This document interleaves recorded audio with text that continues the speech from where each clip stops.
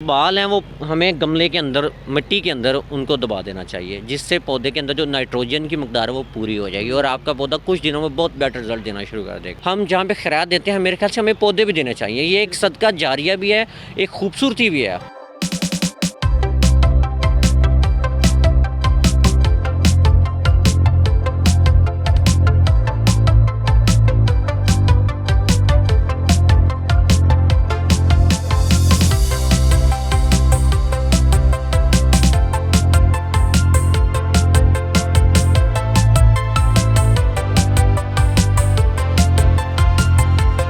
पौधे खरीदते वक्त किन बातों को मद्देनजर रखा जाए और पौधों की नशोनुमा को कैसे मौसर बनाया जा सकता है, ये सब और बहुत कुछ आज हम जानेंगे। इस हवाले से रिजवान असलम हमारे दरमियान मौजूद हैं। आइए इनसे बात करते हैं। अस्सलाम वालेकुम। वालेकुम सलाम।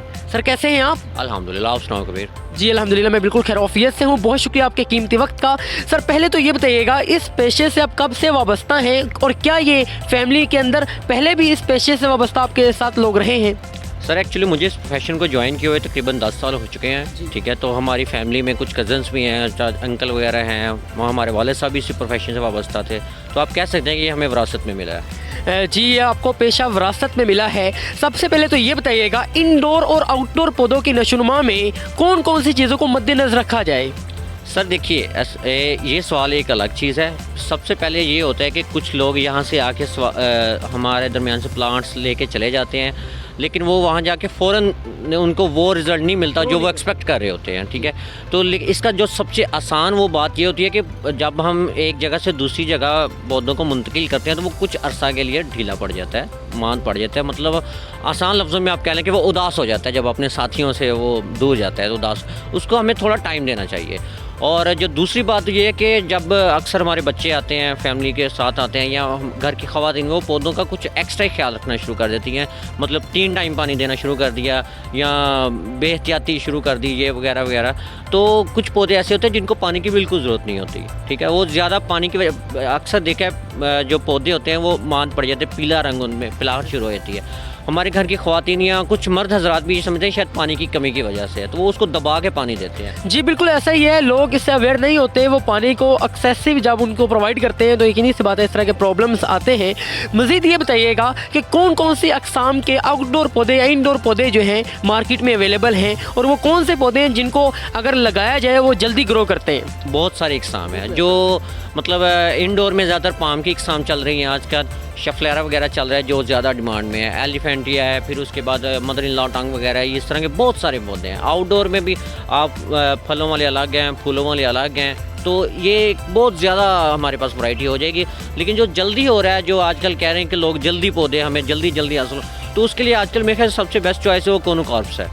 ठीक है, तो वो ये होता है कि वो जल्दी जल्दी उगता है, लोगों की भी उम्मीदें उससे बन जाती हैं कि हम इसकी छाँव में बैठेंगे वगैरह वगैरह। मतलब ये एक अलग बहस है।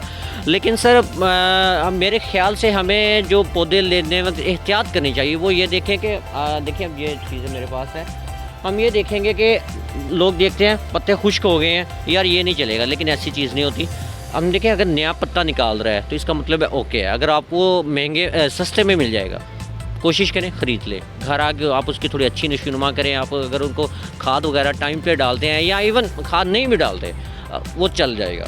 ठीक है। अच्छा, ये भी एक बात आमतौर पे लोगों के जहन में आती है कि यहाँ पे पौधे बहुत अच्छे अंदाज में ग्रो कर रहे होते हैं, लेकिन ग्रो में उस अंदाज में नहीं कर रहे होते। यहाँ पे कौन सा ऐसा दम करते हैं पौधों के ऊपर आप, जो इस अंदाज में यहाँ पे सारे हरे भरे पौधे हमें नजर आ रहे हैं? सर दम वाली कोई ऐसी बात नहीं है। सच असल में हमारे पास प्रोफेशनल होते हैं, हमारे माली भाई होते हैं, वो थोड़े प्रोफेशनल तरीके से एक चीज़ को लेके चलते हैं। ठीक है, घर में बच्चे होते हैं, ख़वातीन होती हैं, पौधों को तंग करते रहते हैं, तोड़ दिया, मेहमान आ गए उठा के ले गए, तो ऐसी सूरत में रिज़ल्ट पौधा पूरा दे रहा होता है। लेकिन जो हमारी एक्सपेक्टेशन है ना पौधे से, वो बहुत हाई हो जाती हैं, जिसकी वजह से हमें ये लगता है यार ये रिज़ल्ट नहीं दे रहा, लेकिन ऐसी बात नहीं होती, पौधा चलता होता। जी बिल्कुल ऐसा ही है। रिज़ल्ट को बढ़ाने के लिए, बढ़ाने के लिए आमतौर पर फर्टिलाइज़र यूज़ की जा रही होती है, तो फर्टिलाइज़र्स का क्या किरदार है पौधे की नशोनुमा में? सर देखें, फर्टिलाइज़र चल रहे हैं, लोग स्प्रे भी कर रहे हैं आजकल, लेकिन जो आसान तरीन हाल है जो हमारे घर में अक्सर ख़वातीन भी कर सकें, बच्चे भी कर सकें, क्योंकि जो फर्टिलाइज़र वगैरह ये मालूमात होती है मर्द हज़रात को ज़्यादातर, मैं मेजॉरिटी की बात कर रहा हूँ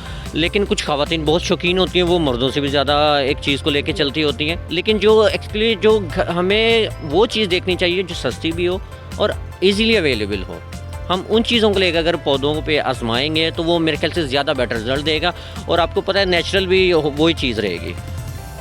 पौधों के अंदर जो सुराख हो जाते हैं, इनको ओवरकम करने के लिए, इनको रिमूव करने के लिए कोई आसान टोटका अगर आप शेयर करना चाहें। सर देखें, आजकल बहुत सारी कंप्लेंट्स ये आ रही हैं कि पौधों के पत्तों में जो है ना सुराख हल्के, एक्चुअल में आजकल सीज़न है मच्छरों का और मक्खियों वगैरह का, तो वो काटते हैं पत्तों पे आके बैठते हैं तो वो हो जाता है ख़राब। लेकिन जो घर के हजरात ये समझते हैं कि ये शायद पौधा ख़त्म हो रहा है या इसको कीड़े वगैरह पड़ गए हैं वगैरह वगैरह, लेकिन सर उसका जो सबसे आसान हल है, जो हमारी घर की ख़वातीन के लिए सबसे मुफीद, वो ये है कि हम अगर पानी में सर्फ़ वगैरह मिला के, जिस तरह ख़वातीन कपड़े वगैरह धोती हैं, अगर हम उसको सिर्फ एक दफ़ा स्प्रे कर दें, लाइट सा स्प्रे करना, ज़्यादा नहीं करना, तो मेरे ख्याल से मच्छरों और मक्खियों का इससे बेहतर हल और कोई है ही नहीं। चाहे जितनी मर्ज़ी स्प्रे कर लें, जो मर्ज़ी कर लें, लेकिन जो सर्फ़ और मिला पानी है, अगर हम वो मिला के उसको स्प्रे करेंगे तो इससे बेहतर मुझे नहीं लगता कोई बेहतर रिजल्ट देगा। जी सर, लास्ट में आप क्या पैगाम देना चाहेंगे ऑडियंस को इस प्लेटफॉर्म से? सॉरी, लास्ट में नहीं, आपको एक और मुझे ज़हन में आई है, वो मैं बता दूं कि कुछ पौधे बहुत ज़्यादा डल पड़ जाते हैं, उसमें थोड़ी सी नाइट्रोजन की कमी आ जाती है, फास्फोरस वगैरह की, तो उसका जो सबसे आसान और बड़ा इंटरेस्टिंग हाल है कि हमारे घर की ख़वातीन अक्सर ब्रश करती हैं तो वो बाल वगैरह उनके उतर जाते हैं, तो वो जो बाल हैं वो हमें गमले के अंदर, मिट्टी के अंदर उनको दबा देना चाहिए, जिससे पौधे के अंदर जो नाइट्रोजन की मकदार है वो पूरी हो जाएगी और आपका पौधा कुछ दिनों में बहुत बेटर रिजल्ट देना शुरू कर देगा। और इसके अलावा कुछ मतलब हमें जो रस्टी जो होते हैं, हमारे कील वगैरह होते हैं, इनको पानी में भिगो के रखें तो जो पानी होगा वो भी पौधों को दें, ठीक है, इससे भी पौधा आपका बहुत जल्द मतलब ना आउटस्टैंडिंग परफॉर्मेंस देगा। लास्ट में क्या पैगाम देना चाहेंगे आप? सर देखिए, बचपन से पढ़ते आ रहे हैं कि पौधे ज़मीन के कटाव को रोकते हैं वगैरह वगैरह, दरख्त वगैरह में लगाने चाहिए, ऑफ कोर्स बहुत ज़रूरी है, लेकिन आपने बिल्कुल रिसेंटली जो हमारी एग्जांपल है वो आपने देखा होगा, लॉकडाउन के दौरान जब इंडस्ट्रीज़ बंद हो गई थी, फैक्ट्रीज़ वगैरह बंद हो गई थी, एयर पोल्यूशन बिल्कुल बहुत कम हो गया था। तो आपने देखा होगा कि इंडिया में मुझे एक बहुत अच्छी मिसाल नज़र आई थी कि जो जालंधर से हिमालय का नज़ारा होना शुरू हो गया था सिर्फ एयर पोल्यूशन की कमी की वजह से। तो ये दरख्त हैं, ये सर ना सिर्फ हमारे नज़ारों को क्लियर करते हैं, ये हमें एक फ़रहत बख्शते हैं। आप देखिए, आप जिनके घर में पौधे लगे हैं वो सुबह सुबह उठ के जब पौधों को देखेंगे तो देखेंगे कोई नई कोम्पल फूटी हुई है, तो यकीन मानिए आप उनकी जो खुशी है उसका एक अलग ही नज़ारा होगा, आप बेहतर अंदाज़ा उसका कर सकते हैं। तो मेरे ख्याल से पौधे लगाने चाहिए, और ना सिर्फ लगाने चाहिए बल्कि इनकी चैरिटी भी करनी चाहिए। आप किसी कॉलेज में चले जाएं, गर्ल्स कॉलेज में चले जाएं, बॉयज़ में चले जाएं, किसी गरीब को हम जहाँ पे खैरात देते हैं, मेरे ख्याल से हमें पौधे भी देने चाहिए। ये एक सदका जारिया भी है, एक खूबसूरती भी है। और बिल्कुल ऐसा ही है, पौधे जो है एक सदका जारिया है। नाज़रीन, ग्लोबल वार्मिंग ना सिर्फ किसी एक खित्ते बल्कि पूरी दुनिया का बहुत बड़ा मसला है। इसकी रोकथाम में हमें अपना किरदार अदा करना होगा। यही वो पैगाम है जो इस प्लेटफॉर्म से हम आप तक पहुँचाना चाहते हैं। अपने मेज़बान कबीर हयात को इजाज़त दीजिएगा। नेक्स्ट वीडियो में इंशाल्लाह एक नए टॉपिक के साथ आपकी खिदमत में दोबारा हाजिर होंगे। कमेंट बॉक्स में अपना फीडबैक लाजमी तौर पे दीजिएगा। जब तक के लिए खुदा हाफिज़।